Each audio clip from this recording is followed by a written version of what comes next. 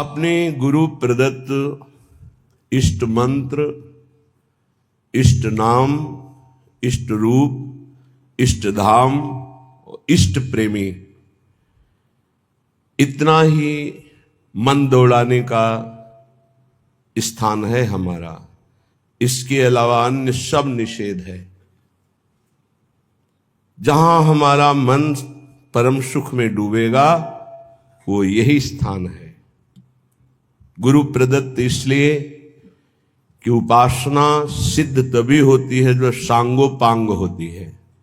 सांगोपांग कहते हैं गुरु प्रदत्त नाम, गुरु प्रदत्त मंत्र, गुरु प्रदत्त कंत अर्थात इष्ट और गुरु प्रदत्त ग्रंथ अर्थात आचार्य वाणी। जाके यह सांगोपांग उपासना हुए, वाको यह रस सिद्ध होए, वही इस रस का रसास्वादन कर सकता है। तो अहोभाग्य है उपासक को जिसको गुरु प्रदत्त उपासना प्राप्त हुई है। ये बहुत बड़ी निधि है। अगर उपासक उपास्य देव का भरोसा हृदय में रख ले, फिर सारी जिम्मेवारी आराध्य देव उसकी ले लेते। योगक्षेमम वहाम्यहम्, निश्चिंत हो जाता है उपासक। न लोक की चिंता, न परलोक की चिंता। बड़े से बड़े भय के अवसर पर भी हृदय में एक अद्भुत शीतलता, एक अद्भुत आनंद की उपस्थिति रहती है, क्योंकि आराध्य देव उसके हृदय में प्रकाशित हो गए हैं। जब तक कोई अन्य भरोसा, अन्य आश्रय है, तब तक उपास्य देव त्रिगुण माया का पर्दा लगाकर हृदय में ही छुपा छुपी का खेल खेलते रहते हैं। श्रीपाद प्रबोधानंद जी महाराज कह रहे हैं, क्यों अन्य का आश्रय ले रहे हो? अन्य में आपका शरीर भी है, आपका अंतःकरण भी है, आपका स्वभाव भी है, आपका शारीरिक संबंध भी है, आपका इंद्रियों से भोगों का संबंध भी है। ये सब अन्य के अंतर्गत आता है। अनन्य में एक ही बात केवल होती है, आराध्य देव, बस कुछ और नहीं। मेरे तो गिरधर गोपाल दूसरो न कोई, ये केवल अनन्यता का स्वरूप है। श्रीपाद बहुत करुणा करके कई श्लोकों में इस शब्द का प्रयोग किया है। कह रहे मरिष्यसि कदा सखे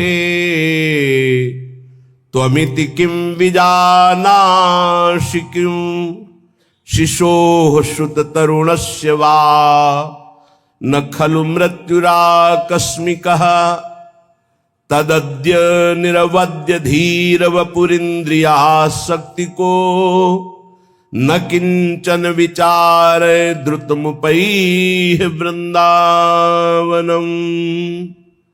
हे सखे, मरिष्यसि कदा, तुम्हें पता है तुम्हारा शरीर कब छूट जाएगा? किस दिन तुम्हारी मृत्यु होगी तुम्हें पता है? क्या तू ऐसा जानता है कि तेरी वृद्धावस्था में ही मृत्यु होगी? तो गलत तेरी सोच है। शिशु हो, शिशु अवस्था में भी हो सकती है। सुतरुणस्य, सुंदर जवानी में भी मृत्यु हो सकती है। खलु मृत्यु राकस्मिक कहा, अकस्मातिक, कभी भी किसी भी समय किसी अवस्था में हो सकती है। तदद्य निरवद्य धीर वपुर इंद्रियासक्ति को। इसलिए मेरी बात मान लो, यदि अपनी इंद्रियों को तुम रोक पाओ और मन को नाम में लगा दो प्रिया प्रीतम के, तो ये जीवन तुम्हारा सार्थक हो जाएगा, धन्य हो जाएगा। नहीं, अच्छे अच्छे मृत्यु का अवसर आने पर भयभीत हो जाते हैं। ध्यान रखना, मृत्यु ऐसा भयावह नाम है जो सबके होश उड़ा देती है, पर जिनके होश श्री जी के चरणों में समर्पित है वो मृत्यु के होश उड़ा देते हैं। मृत्यु भय प्रदान करती है। वो ऐसी अभय अवस्था में होते हैं कि मृत्यु भी कुछ नहीं बिगाड़ सकती। जब ध्रुव जी परम पद में आरूढ़ होने के लिए चरण बढ़ाए भगवान का दिव्य विमान पार्षद, तो काल प्रकट हुआ और बोले इस लोक की मर्यादा है, मैं स्पर्श करता हूं तभी कोई आगे जाता है। तो ध्रुव जी ने कहा ठीक है, मैं स्पर्श करता हूं आपको, और काल के माथे पर पैर रखकर भगवान के दिव्य विमान पर पार्षदों ने हाथ पकड़कर ऐसे बैठाला। भक्त काल के माथे पर चरण रख करके चलता है, पर वो भक्त जो अनन्य है प्रिया प्रीतम, जो अनन्य है प्रभु का, प्रभु के सिवा किसी अन्य से आश विश्वास नहीं है। तदद्य निर्वद्य धीर वपुरु, बहुत धैर्यवान हो जाओ, मृत्यु की तैयारी कर लो। बड़ा कठिन है, जीने के लिए तुम हर प्रयास कर रहे हो, लेकिन मरने के लिए कौन प्रयास कर रहा है? धन्य है वो जो अपनी मृत्यु की तैयारी कर रहा है।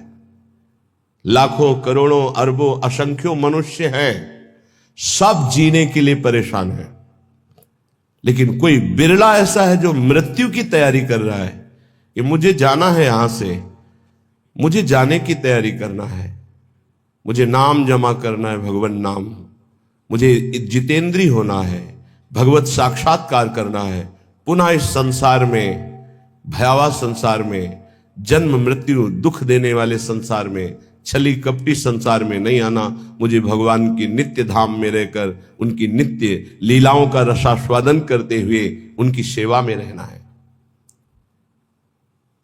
ये पहली तैयारी हुई एक श्लोक में कि आप सोचो तुम्हारी मृत्यु होगी, कब होगी, किस समय होगी, कुछ पता नहीं, किसी भी समय हो सकती है। खलु मृत्यु आकस्मिक, अकस्मातिक, तुम्हें पता भी नहीं चलेगा। खेल खेल में हंस रहे, नाच रहे, पधार गए। धैर्यवान बनकर मृत्यु पर विजय प्राप्त करने की तैयारी कोई बिरला करता है, एक कोई फर्क नहीं। प्रवचन की बात नहीं है, अगर हृदय में नाम चल रहा है तो कोई फर्क नहीं है। हर समय अपनी बैग तैयार है, टिकट पास है, जहां जाना है वहां पता है, फोन से पहले बात हो चुकी है कि मैं आ रहा हूं, तैयारी फिट है, वहां से उत्तर आ गया है, आ जाओ। अब बोलो क्या परेशानी? कोई परेशानी नहीं। जिसकी तैयारी नहीं होती, अचानक कोई बात होती है, वो परेशान हो जाता है। जैसे आपके घर में अचानक 50 लोग आ जाए, अब आप परेशान हो जाएंगे। वही जब तैयारी करते हैं तो 500 लोग बारात में आते हैं, आप खूब आनंद पूर्वक उनका स्वागत करते हैं, क्योंकि आपने तैयारी कर रखी है। ऐसे ही मृत्यु के स्वागत की आपने क्या तैयारी की है? उत्तर सबके हृदय में एक ही आएगा, कुछ नहीं। तभी वो भयावह है, तभी वो महान दुख देने वाली है।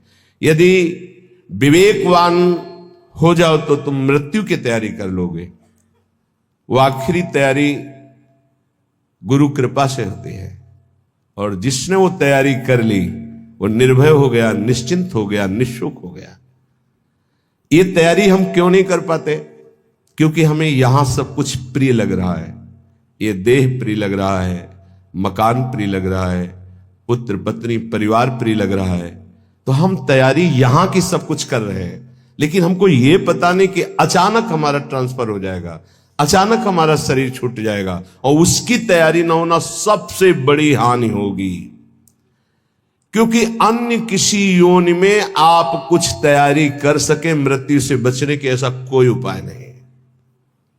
केवल मानव देह में ही आप तैयारी कर सकते हैं भगवत प्राप्ति की, अन्य किसी योनि में नहीं। और ये आपने यहां की तैयारी में ही सारा समय खत्म कर दिया। पुत्र को पढ़ाना, पुत्री का ब्याह, ये वो, पूरा जीवन इसी में, और अंत तो गत्वा मोह मल से ग्रसित होकर पुनरपि जननम पुनरपि मरणम।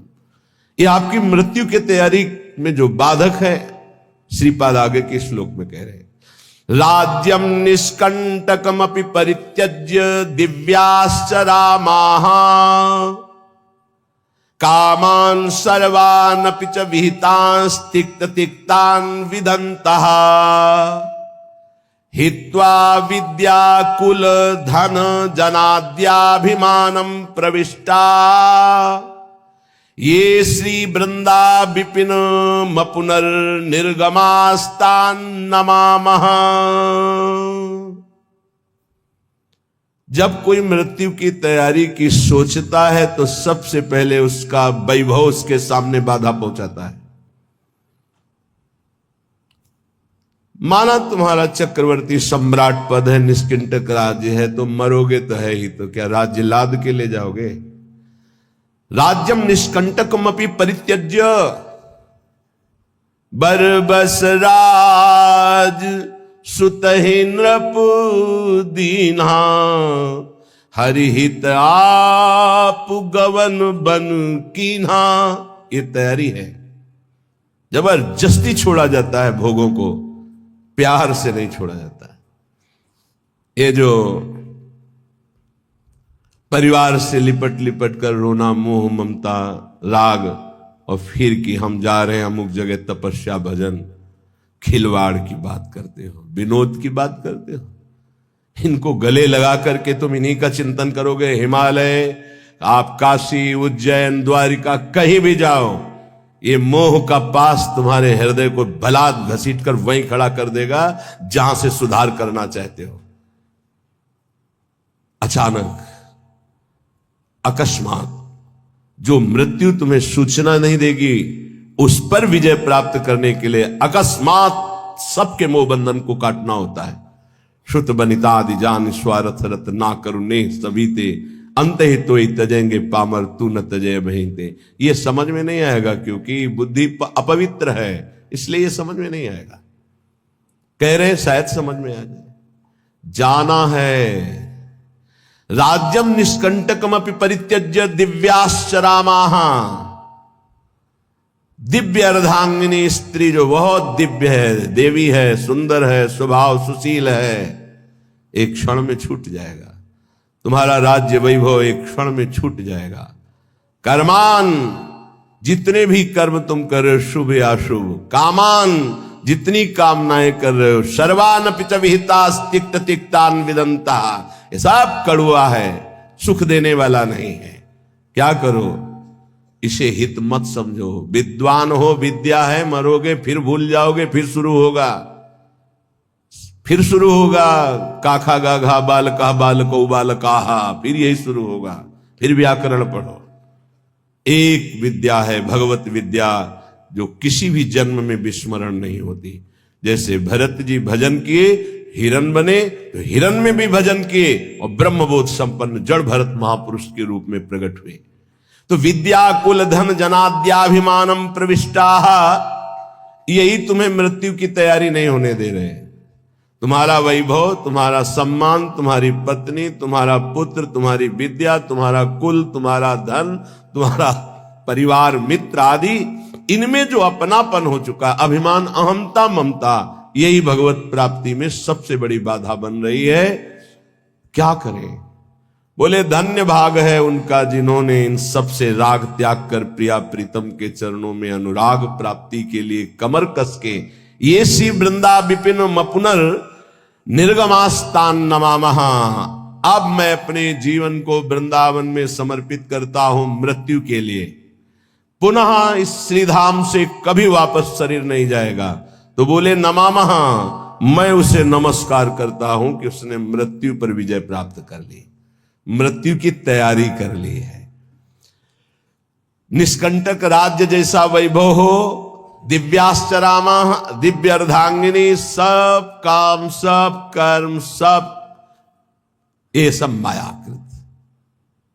अगर समझ में आ जाए कि मृत्यु की तैयारी अब करनी है, शरीर हमारा अब किसी काम का नहीं रह गया, सारे कर्तव्य संसार के बने ही रहेंगे, कभी पूर्ण नहीं होते। आज तक कोई ऐसा हमें नहीं मिला कि हमारा सारा कार्य पूर्ण हो गया, अब मैं सब कुछ त्याग कर भजन करता हूं, कभी ऐसा नहीं मिला। जब उसको भजन की बात आएगी तो लड़ना पड़ेगा, आसक्ति राग छोड़ना पड़ेगा।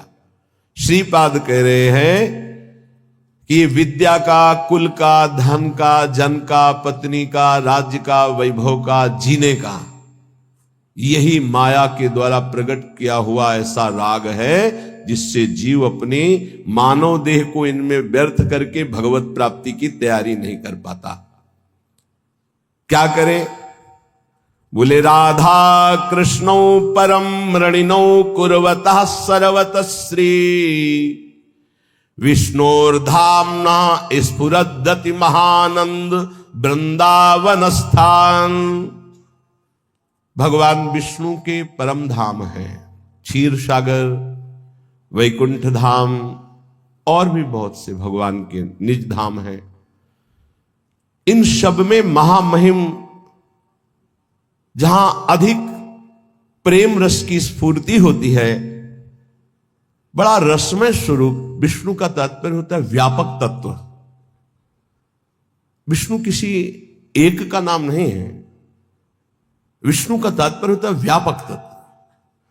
जो उस तत्व स्वरूप भगवान है, उनके बड़े धाम है। उन्हीं का कैलाश है, वही शिव रूप में है, वही ब्रह्म धाम में है, वही क्षीर सागर में है, वही वैकुंठ धाम में है। बोले उन्हीं परम तत्व का एक बड़ा रसमय धाम है, जहां प्रेम की अत्यंत अधिकता है, उसका नाम वृंदावन धाम है। और वहां जो परम तत्व दो रूपों में खेल रहा है, रसो या परमानंद एक द्विधा सदा। जो रस परमानंद में तत्व है, वो एक होते हुए द्विधा दो रूपों में खेल रहा है, श्यामा श्याम के रूप में। राधा कृष्णो परम मृणिनो कुर्वतः सर्वतः श्री विष्णुर धामना स्फुरदति महानंद वृंदावन स्थान।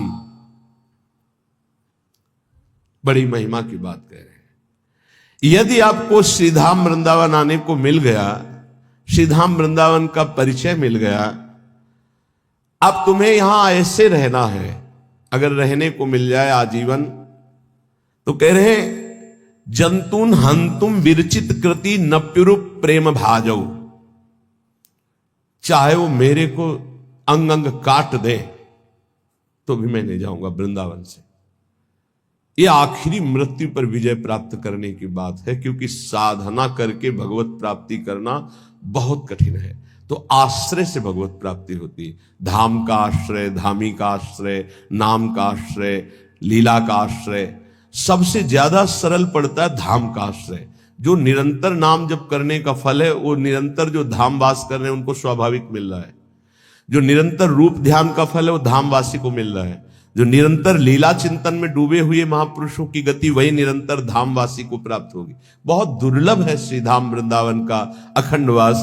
कह रहे हैं कि जंतुन हंतुम, यहां के कोई जीव जंतु या यहां के कोई ब्रजवासी जन यदि वो हम पर प्रहार करते हैं, तो हमें सह लेना चाहिए, पलट कर वार नहीं करना चाहिए। मृत्यु की तैयारी करने वाले की बात कह रहे हैं। यहां तो बड़ी बात कह रहे हैं, जंतुन हंतुम, मुझे मार ही क्यों न डाले। बड़ी बात कह रहे हैं श्रीपाद। ये तैयारी हो जाएगी, आपको प्रिया प्रीतम की प्राप्ति हो जाएगी। बहुत कठिन है ऐसा समर्पण होना। जंतुन हंतुम, कोई भी जीव जंतु। एक बार काली देह में जहां पूज्य श्री जगदीश बाबा रहते, वहीं श्रीधर बाबा विराजमान थे, जिनकी सेवा में जाते थे। उन्होंने बताया था कि एक वृद्ध संत 2:30 बजे रात्रि की परिक्रमा लगाते थे। तो सर्दी के समय 2:30 बजे रात्रि के बहुत ही बिरला कोई 1-2 परिक्रमा में, तो कुछ ऐसे भगवान की लीला से कुत्ते थे जो सर्दियों में अगर सूकर निकल पड़े तो घेर कर उसे मार देते थे, वो खाते थे। और बाबा उधर से निकले तो उसी आवेश में वो कुत्ते बाबा के ऊपर टूट पड़े। अब एक छड़ी वयोवृद्ध संत गिरा के कितनी जगह उनको खाया। तब कोई परिक्रमार्थी कितने मिनट बाद निकला होगा, जब देखा हल्ला मचाया तो खून खच्चर से उनको उठा के कालीदह के स्थान में आश्रम पे लाए। वह सुन के मुंह से राधा राधा राधा।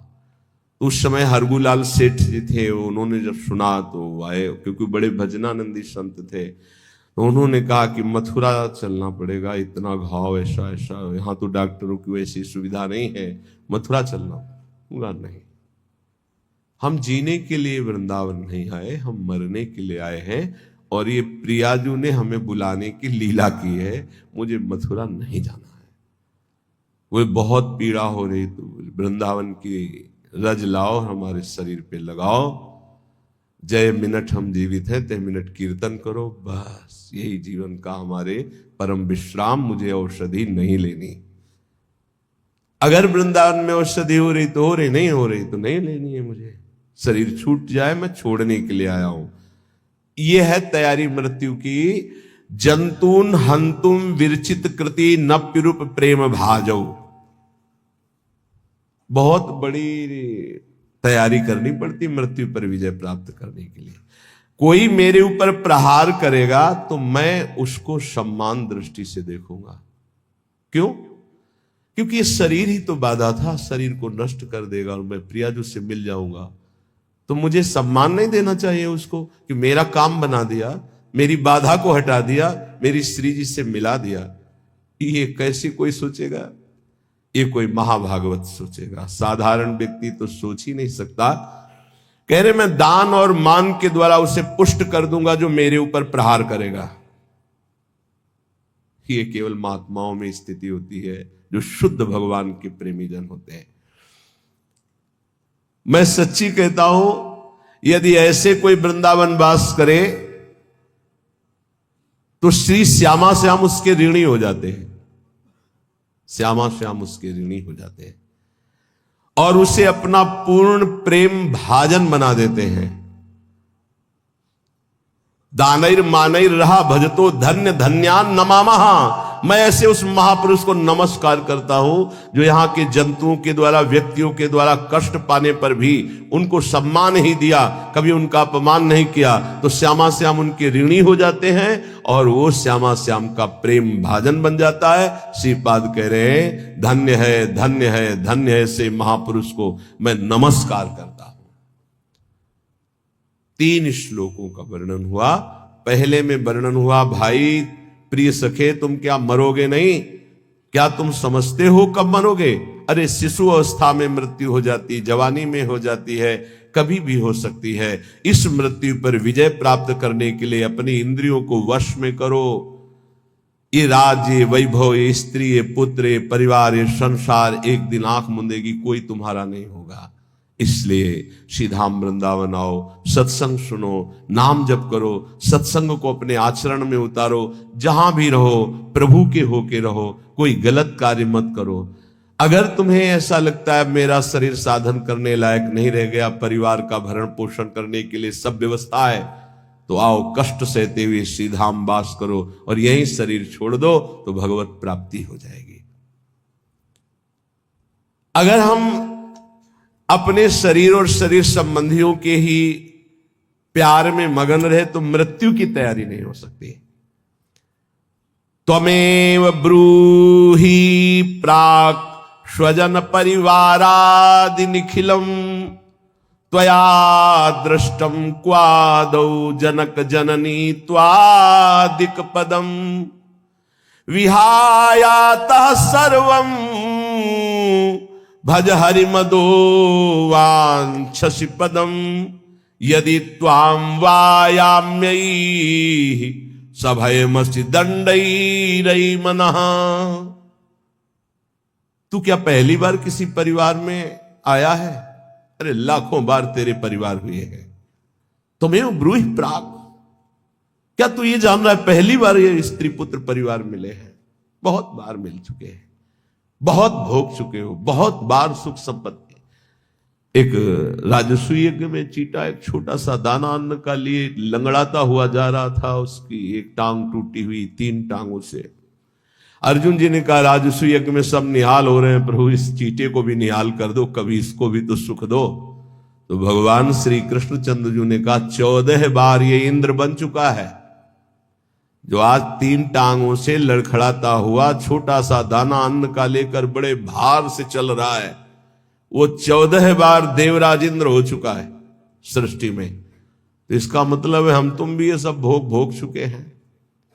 तो कह रहे त्वमेव ब्रूहि प्राक्, तुम्हें क्या पता है कि तुम दिन स्वजनों को अभी मान रहे हो, कुछ दिन बाद जानोगे भी नहीं इनको।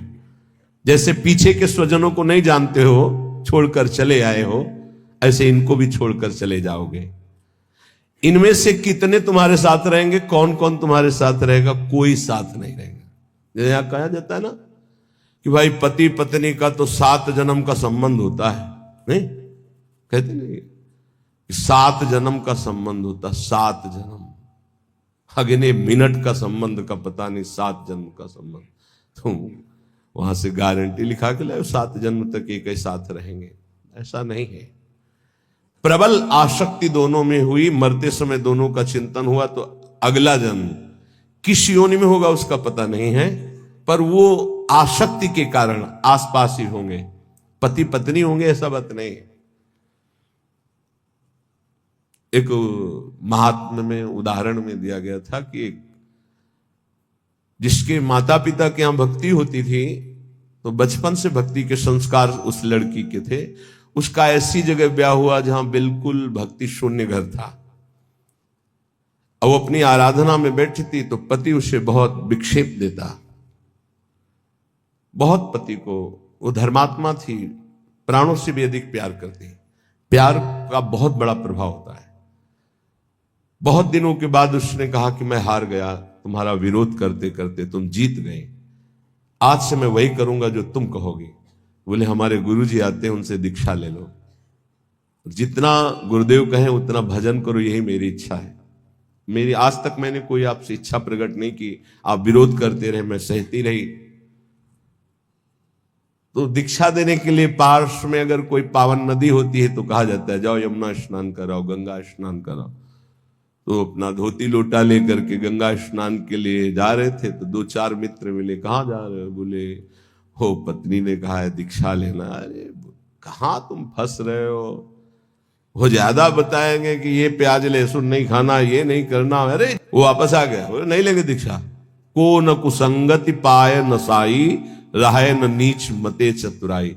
उनका आप तो कह रहे थे आज से मैं वही करूंगा जो आप कहोगी, तो आज कैसे बदल गए? बोले हमारे दोस्त मित्र लोग मिल गए।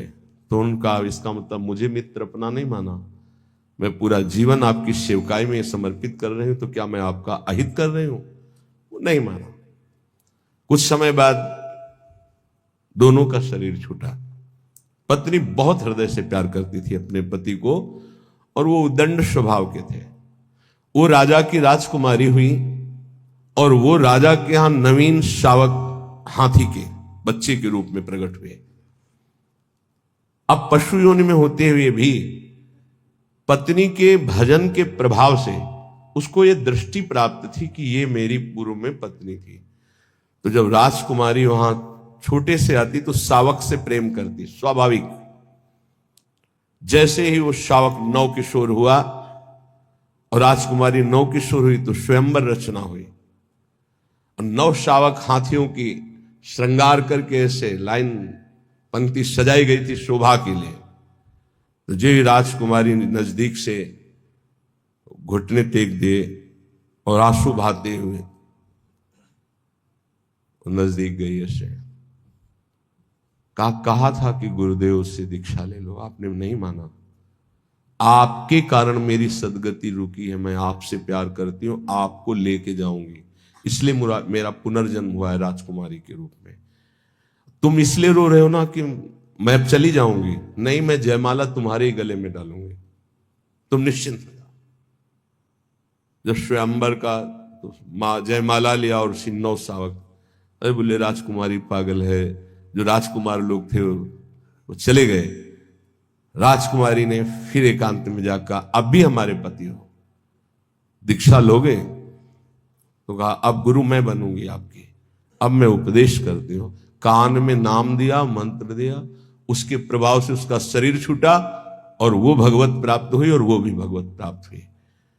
अगर दोनों भगवत मार्ग के पथिक हो तो भगवान के समीप एक ही साथ जाकर के अपने स्वरूप में रह सकते हैं। ऐसा नहीं कि तुम्हारे कहने से हो जाएगा कि 7 जन्म तक हम, कोई किसी का नहीं, मिनट में सब अलग अलग। तुमेव ब्रूहि प्राक, ए भाई तुम क्या जानते हो कि तुम्हारे कितने परिवार छूट गए हैं, उनकी याद भी नहीं है? तो इस जन्म के परिवार की तुम क्या याद करोगे? जितने दिन हो केवल उतने दिन तुम्हारा मोह जाल तुम्हें जकड़े हुए है। देख तेरे सामने तेरे बूढ़े जन गए ना, तेरे को भी ऐसे ही जाना होगा। वो नहीं रहे तो तू कैसे रह सकता है? विचार कर, विचार कर। त्वया दृष्टम क्वादौ जनक जननी त्वादिक पदम, तो विहाय आता सर्वम भज हरिमदो वांछसि पदम। इसलिए मेरी बात मान जा, समस्त रागों का त्याग करके हरि चरणारविंद का भजन कर ले तो परम पद की प्राप्ति हो जाएगी।